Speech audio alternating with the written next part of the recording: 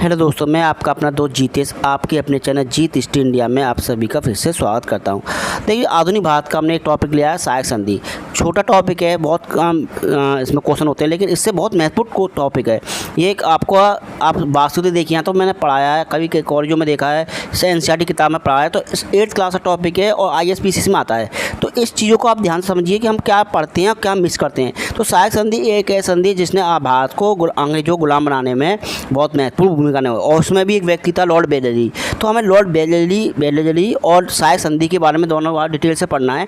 तो इस वीडियो को ध्यान से देखिए, स्किप मत करना, पूरी वीडियो देखना, छोटी वीडियो और ध्यान समझना। अब पहला क्वेश्चन देखते हैं, भारत में सर्वप्रथम सहायक संधि का जनक किसे माना जाता है। अगर भारत में पूछे ऑप्शन 4 दे तो डुप्ले लगाना, फ्रांसीसी गवर्नर डुप्ले था।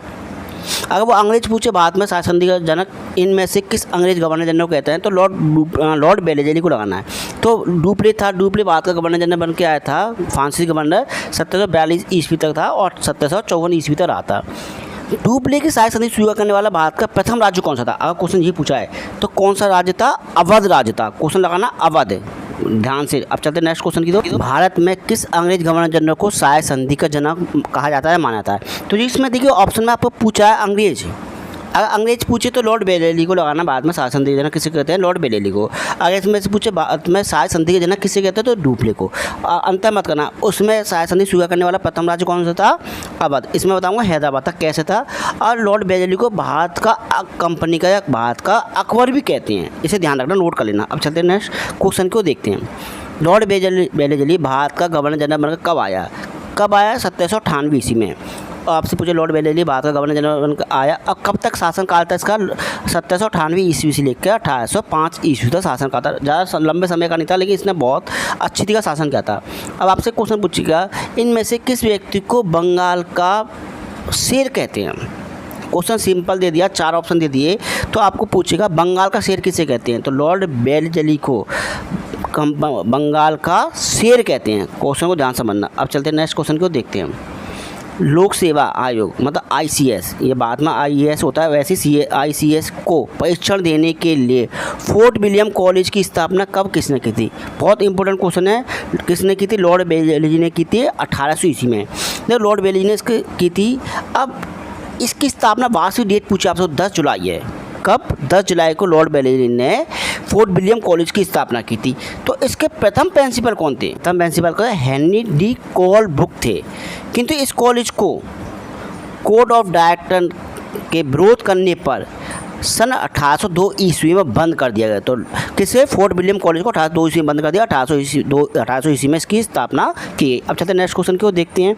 लॉर्ड बेलेली ने आगरा और दिल्ली पर किसके नेतृत्व में कब्जा किया था। किसके नेतृत्व में किया था, लॉर्ड लेक के नेतृत्व में किया था। आपसे पूछे कब किया था, 1803 ईस्वी में किया था।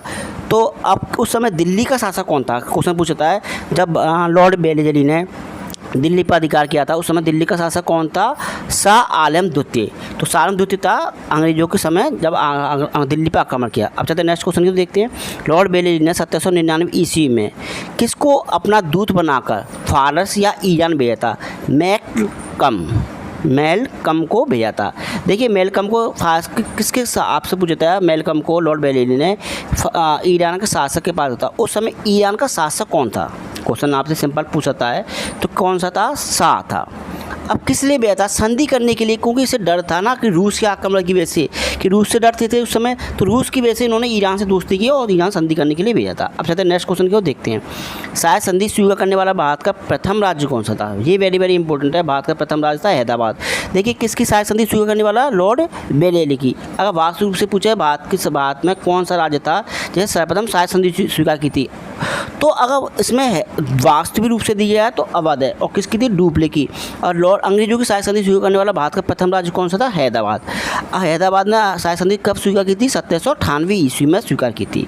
उस समय हैदराबाद का शासक कौन था, आपसे क्वेश्चन पूछ लिया जाएगा, हैदराबाद का शासक कौन था, मीर निजाम अली था। क्वेश्चन को नोट कर लेना।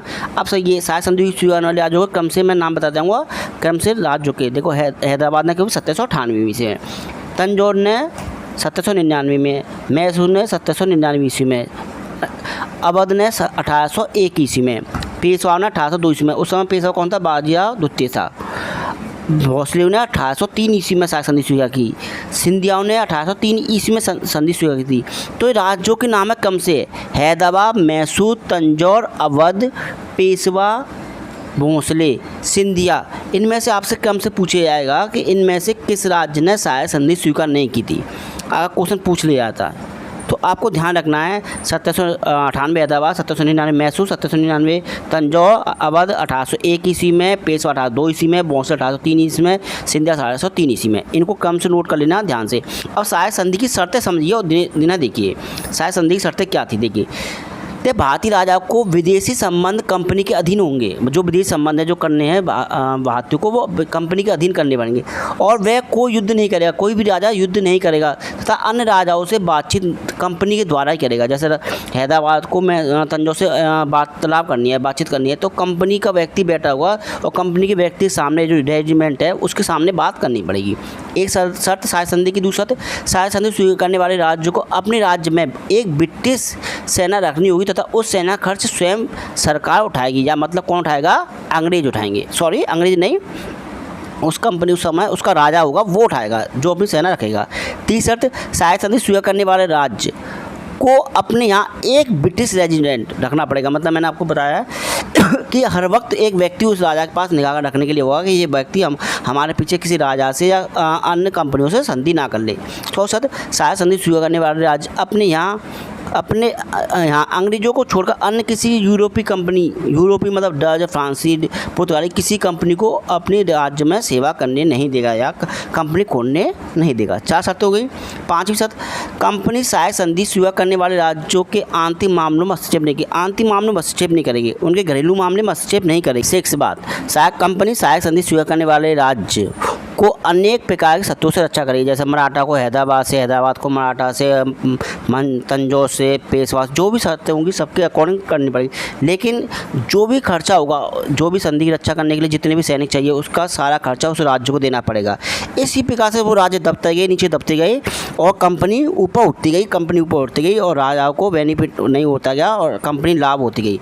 इसी प्रकार से ब्रिटिश ईस्ट इंडिया कंपनी में समाप्त हो गई और कंपनी पर सिर्फ ब्रिटिश राज्य का अधिकार हो गया। तो आपको अगर वीडियो अच्छी लगी तो कमेंट बॉक्स में कमेंट करें, मुझे लाइक करें, बेल आइकन को दबाना मत भूलिए और दोस्तों को शेयर करिए। इस वीडियो को ज़्यादा से ज़्यादा लोगों को शेयर करिए क्योंकि आपका शेयर और लाइक मुझे मोटिवेशन देता है। तो यहीं हम अपनी वीडियो को विराम देते हैं और इस बेल आइकन और लाइक बटन को दबाना मत भूलिए। जय हिंद।